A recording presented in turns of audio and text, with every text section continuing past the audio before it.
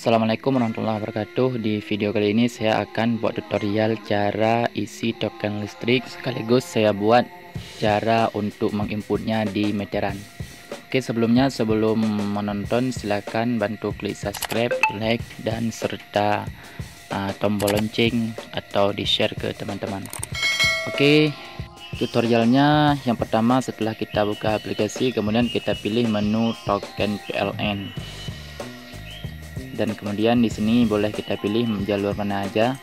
Contohnya kalau saya mau pilih yang ini, token PLN promo. Dan di sini kita isi nomor meteran pelanggan ya. Nah, ini saya salinkan tadi, jadi saya tinggal tempelkan. Ini bisa lihat di meteran juga ya nomornya. Selanjutnya pilih jumlah. Ini ada pelanggan saya mau beli yaitu 50. Kemudian klik kirim. Kita tunggu sebentar.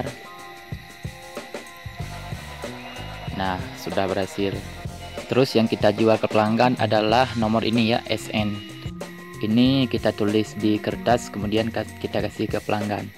Namun kalau kita ada mesin pencetak struk, boleh kita cetak struk dengan cara seperti ini. Klik cetak struk. Dan ini atur aja seperti video ini. Kalau admin khusus PPOP ini tergantung tempat. Kalau di tempat saya 3000 ya. Jadi kemudian kita hubungkan ke mesin print, kemudian kita klik print.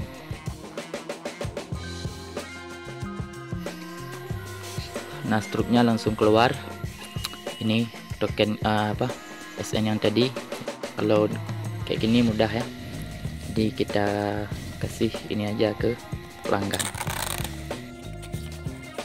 Dan sekarang saya perlihatkan cara untuk menginputnya di meteran.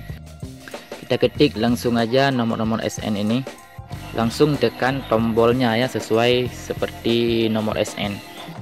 Ketik sampai habis.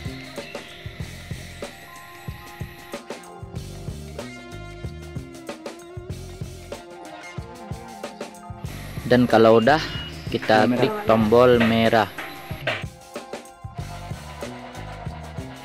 Nah, gitu aja, gampang kan? Oke, bagi yang sudah menonton jangan pelit subscribe dan like serta tombol lonceng. Oke, sekian. Assalamualaikum warahmatullahi wabarakatuh.